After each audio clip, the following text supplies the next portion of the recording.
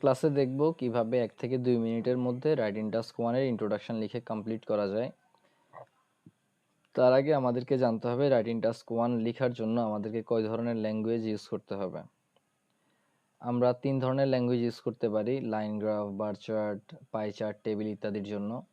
একটা হচ্ছে trend language, এটা কখন ইউজ করব আমি শর্টে এটা বলি, সেটা হচ্ছে যখন একটা টাইম ফ্রেম থাকবে, অর্থাৎ 2000 থেকে 2020 সাল পর্যন্ত একটা যখন টাইম ফ্রেম থাকবে তখন আমরা ইনক্রিজ ডিক্রিজ, অর্থাৎ 2000 সালে ইনক্রিজ করছে, 2002 সালে ডিক্রিজ করছে, 2005 সালে ফ্লাকচুয়েট করছে, এগুলো যখন আমি লিখবো, এভাবে ডিসক্রাইব করব, তখন ট্রেন্ড ল্যাঙ্গুয়েজ। বাট আজকে আমাদের ক্লাস হচ্ছে কম্প্যারিজন ল্যাঙ্গুয়েজ নিয়ে। আবার আরেকটা টাইপের জন্য আমরা দুইটাই ইউজ করতে পারবো। সো কখন শুধুমাত্র আমাদেরকে কম্প্যারিজন ল্যাঙ্গুয়েজ ইউজ করতে হবে সেটা আমরা জানবো আমরা যখন এটা ডিটেলসে আলোচনা করব। সো এটা ডিটেলসে আলোচনা করার আগে আমাদের আজকের যে সূত্রটা সেটা আমরা দেখে নিই। এটা হচ্ছে দ্য চার্ট টাইপ। সিম্পলি আপনি লিখতে পারেন দ্য চার্ট টাইপ। এখানে থাকতে পারে bar chart, chart, line graph, table, pie chart থাকতে পারে। দেন কম্পেয়ার্স বসাবো। কেন কম্পেয়ার্স? কারণ আজকে আমরা কম্প্যারিজন নিয়ে আলোচনা করতেছি।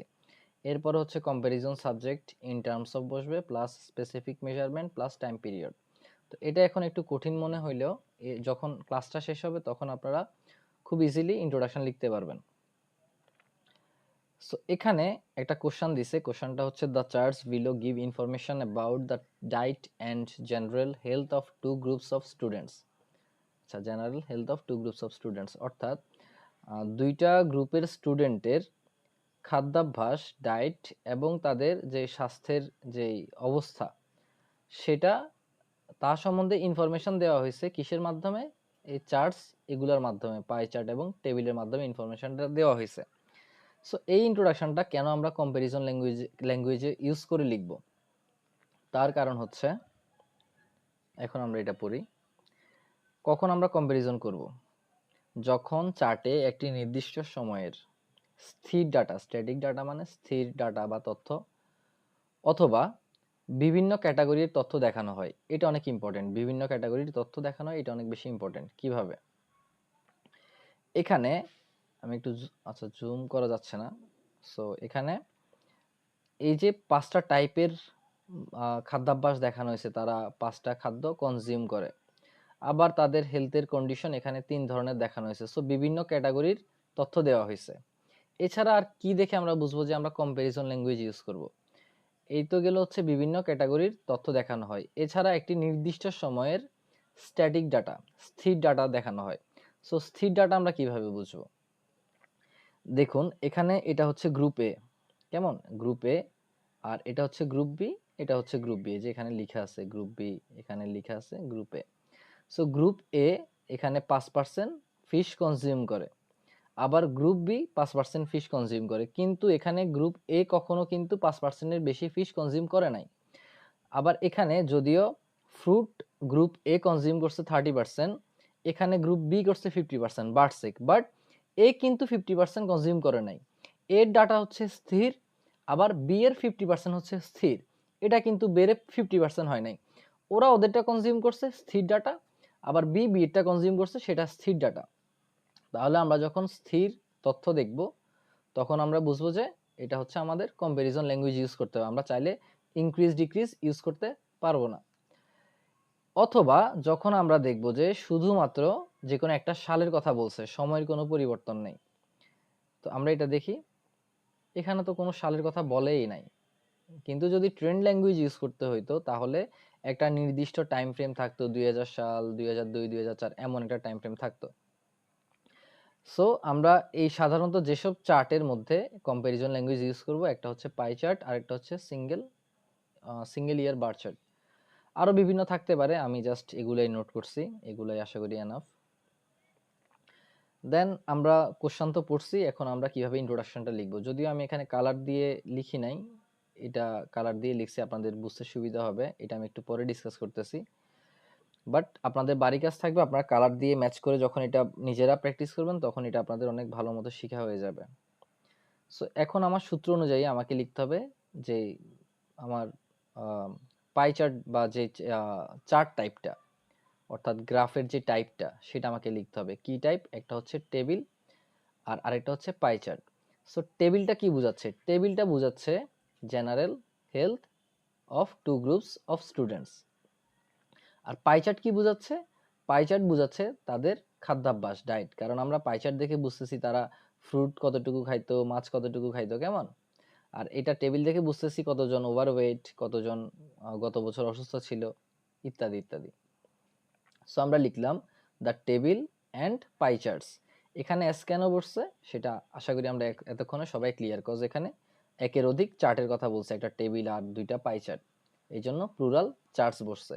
এবং যখন একটা প্লুরাল হয়েছে, চার্টসটা প্লুরাল বুঝাইছি আমরা, দেন আমাদের ভার্বটা হবে সিঙ্গুলার, মানে এস বাই এস হবে না, কজ এখানে যদি আমাদের সিঙ্গুলার থাকতো তাহলে ভার্বটা হইতো আমাদের প্লুরাল।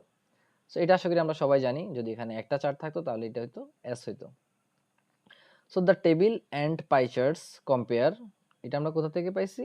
এটা পাইছি আমাদের সূত্র থেকে, কম্পেয়ার্স। এরপরে কম্প্যারিজন সাবজেক্ট লিখব।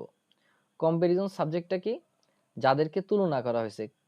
এখানে তুলনা করা হয়েছে গ্রুপ এ এবং গ্রুপ বি এর মধ্যে তুলনা করা হয়েছে। সো আমরা এই যে এখানে পাইছি হচ্ছে টু গ্রুপস অফ স্টুডেন্টস, কেমন? কম্প্যারিজন করছে two groups of students. So compare two groups of students, কোশ্চেনে যা আছে তা বসাই দিছি। দেন আমাদের সূত্রে বলছে ইন টার্মস অফ লিখতে হবে। সো আমি লিখলাম ইন টার্মস অফ। এরপর আমাকে লিখতে হবে স্পেসিফিক মেজারমেন্ট। সো স্পেসিফিক মেজারমেন্টটা কি? যে ডাটাগুলো নিয়ে আমি তুলনা করব এ এবং বি কে, সেটাই হচ্ছে আমার স্পেসিফিক মেজারমেন্ট। তারা কি কি খাইতো, কতটুকু খাইতো, তারা তাদের স্বাস্থ্যের অবস্থা কি, এগুলোই হচ্ছে স্পেসিফিক মেজারমেন্ট। এই যে তাদের ডায়েট এবং জেনারেল হেলথ। সো এখন আমি এখানে লিখলাম ইন টার্মস অফ, এটা তো আমার সূত্র অনুযায়ী লিখলাম দেয়ার ডায়েটারি হ্যাবিটস। সো এটা হচ্ছে আমার মূলত এই যে তাদের খাদ্যাভ্যাস, এখানে আমি ডায়েট না লিখে ডায়েটারি হ্যাবিটস লিখছি। এটা আমাকে মুখস্থ করতে হবে, মুখস্থ করা ছাড়া, সিনোনিম জানা ছাড়া আমার অল্টারনেটিভ কোনো অপশন নাই। আবার দেখেন এখানে জেনারেল হেলথকে আমি লিখছি জেনারেল হেলথ ইন্ডিকেটরস। কেন? কারণ টেবিল বুঝাইছে জেনারেল হেলথকে ইন্ডিকেট করছে। সো আমি লিখতে পারি জেনারেল হেলথ ইন্ডিকেটরস। এখন এটার যদি কোনো অল্টারনেটিভ আপনাদের জানা থাকে আমি জানি না, বাট আমার জানা নাই, এটা শিখতে হবে আমাদেরকে, কেমন? প্যারাফ্রেজটা। সো অন্যান্যগুলোর ক্ষেত্রে না শিখলে হবে, জাস্ট এটা একটু কমপ্লেক্স, ওই জন্য আমি এটা ব্রিফলি আলোচনা করতেছি। সো আমি দেখে দেখে যদি তাদের এই যে ডায়েট এটাও বসাই দিই হয়ে যাবে, অথবা দেয়ার ডায়েটারি হ্যাবিটস, সুন্দরের জন্য আমি এটা মুখস্থ করছি, লিখছি আমি দ্য ডায়েটকে ডায়েটারি হ্যাবিটস, খাদ্যাভ্যাসের ইংরেজি যে ডায়েটারি হ্যাবিটস এটা আমি মুখস্থ করে আমি লিখতে পারছি, কেমন? এটা হচ্ছে সূত্রের বাইরে। এরপরে অ্যাক্রস 6 ক্যাটাগরিজ, এটা হচ্ছে আমাদের এক্সট্রা। কেন এক্সট্রা? এটা অনেক ইম্পর্টেন্ট, এটা নোট করে রাখতে পারেন। যখনই আমরা কয়েকটা টাইপ, কয়েকটা ক্যাটাগরিজ পাবো, আমরা সেটা স্পেসিফিক্যালি মেনশন করে দিব যে আপনার অন ডিফারেন্ট ক্যাটাগরিজ, কেমন? অথবা অ্যাক্রস 6 ক্যাটাগরিজ, যতগুলা ক্যাটাগরিজ অতগুলা আমরা মেনশন করে দিব যে অ্যাক্রস 6 ক্যাটাগরিজ অথবা অ্যাক্রস 6 ডিফারেন্ট ক্যাটাগরিজ, তাও হবে। বাট এখানে আমার একটা জিনিস ভুল হয়েছে, সেটা হচ্ছে এখানে 5 ক্যাটাগরিজ হবে, 5 ডিফারেন্ট ক্যাটাগরিজ অথবা 5 ক্যাটাগরিজ, আমি এখানে 6 বসাইছি, এটা আপনারা কারেকশন করে নেবেন। And their general health indicators, কেমন? সো এটা হচ্ছে আমার স্পেসিফিক মেজারমেন্ট। আমি আগেই বলছিলাম যে ডায়েট এবং তাদের যে জেনারেল হেলথের কন্ডিশন, এটাই হচ্ছে আমার স্পেসিফিকের মেজারমেন্ট, স্পেসিফিক মেজারমেন্ট। আর এখানে যেহেতু টাইম পিরিয়ডটা নাই, কোনো সালের কথা বলে নাই, সো এই ক্ষেত্রে আমার টাইম পিরিয়ডটা বসতেছে না, অন্যান্যগুলোর ক্ষেত্রে বসবে। সো আশা করি বুঝছেন এই অ্যাক্রস 6 ক্যাটাগরিজ, এটা আমরা একটু পরে আলোচনা করব কেন আমরা এটা লিখলে সুন্দর হয় এটার জন্য। দেন এটা হচ্ছে আপনাদের বাড়ির কাজ, এটা আপনারা কালার ম্যাচ করে লিখবেন, আশা করি পারবেন। আমি এটা আলোচনা করতেছি এবং এরপরে আরেকটা ইন্ট্রোডাকশনের আরেকটা সূত্র আলোচনা করব, সেটা সহজ যদি এটা আপনারা ভালো মতো শিখেন। সো এখানে কোশ্চেনে বলছে the charts below show the average household expenditure in Japan and Malaysia in the year 2010। So এই দা চার্টস বলতে এই পাই চার্ট দুইটারে বুঝাইছে। সো আমার এখানে দা পাই চার্টস বসে যাবে, এই যে এস বসবে, কেমন? আর এস বসলে এখানে আমাদের কম্পেয়ারের সাথে এস হবে না। আর যদি এখানে একটা পাই চার্ট থাকে, তাহলে যদি শুধুমাত্র জাপান থাকতো তাহলে এখানে দা পাই চার্ট কম্পেয়ার্স হইতো, এস হইতো এখানে, কেমন? কম্পেয়ার্সের সাথে কম্পেয়ারের সাথে এস হইতো। সো দা চার্টস অর্থাৎ আমি বুঝতেছি এখানে দা পাই চার্টস, আমি এখান থেকে দেখে দেখে দা পাই চার্টস বসাই দিছি, এটা আমার সূত্র অনুযায়ী। আমি আর সূত্রতে যাচ্ছি না, আপনারা হয়তো বা নোট করে দেন হচ্ছে লিখতে পারেন। আমার মুখস্থ আছে ওই জন্য আমি আর ওইটাতে যাচ্ছি না সূত্রের নোটে। বাট এটা হচ্ছে ডিফারেন্ট একটা সূত্র, এটা আমরা একটু পরে দেখব। দেন আমাদের সূত্র অনুযায়ী আমাদেরকে লিখতে হবে কম্পেয়ার। সো আমরা দ্য পাই চার্টস এর পরে এই বিলো শো এটা কেটে দিব। এটার আমাদের কোনো কাজই নাই। যতগুলা আমাদের কোশ্চেন থাকবে টাস্ক 1 এর, এটার কোনো ফাংশন নাই। এখানে আমরা ইলাস্ট্রেট, ডেমনস্ট্রেট ইত্যাদি ইত্যাদি লিখবো, বাট এই ক্ষেত্রে আজকের কনটেক্সটে আমরা লিখবো শুধুমাত্র কম্পেয়ার, কজ আমরা এখানে কম্প্যারিজনের ডাটা পাইছি। কেমন? এই যে আমি যে বলছিলাম যে কম্প্যারিজন কিভাবে বুঝবো, এখানে কোনো টাইম ফ্রেম নাই, দেন এখানে দুইটা কান্ট্রির মধ্যে কম্প্যারিজন করতেছে, এখানে অনেকগুলা ক্যাটাগরি আছে, 5টা ক্যাটাগরি, দেন হচ্ছে এই ডাটাগুলা স্থির। কিভাবে স্থির? জাপান হাউজিং এর জন্য 21% খরচ করে, স্পেন্ড করে। তারা কিন্তু কখনো 34% স্পেন্ড করে না। যদিও স্পেন্ড করে সেটা হচ্ছে মালয়েশিয়ান পিপল অথবা তাদের যে ফ্যামিলি অথবা তাদের যে পাবলিক এভারেজ হাউসহোল্ড, তারা হচ্ছে এগুলা 34% খরচ করে। বাট জাপানিজরা কিন্তু করে না। সো এদের ডাটা স্থির, এদের ডাটাও স্থির। এটা কিন্তু জাপানিজের 21% বেড়ে 34% হয় নাই, তাহলে আমরা ট্রেন্ড ল্যাঙ্গুয়েজ ইউজ করতাম। সো কম্পারিজন ল্যাঙ্গুয়েজ কেন ইউজ করতেছি সেটা তো আপনারা আশা করি ক্লিয়ার হয়ে গেছেন। এখন আমার কম্পেয়ারের পরে আসতেছে কম্পারিজন সাবজেক্ট। কম্পারিজন সাবজেক্ট কি? কাদের মধ্যে তুলনা করা হয়েছে? মিস্টার জাপান এবং মিস্টার মালয়েশিয়ার মধ্যে তুলনা করা হয়েছে, জাপান অ্যান্ড মালয়েশিয়া।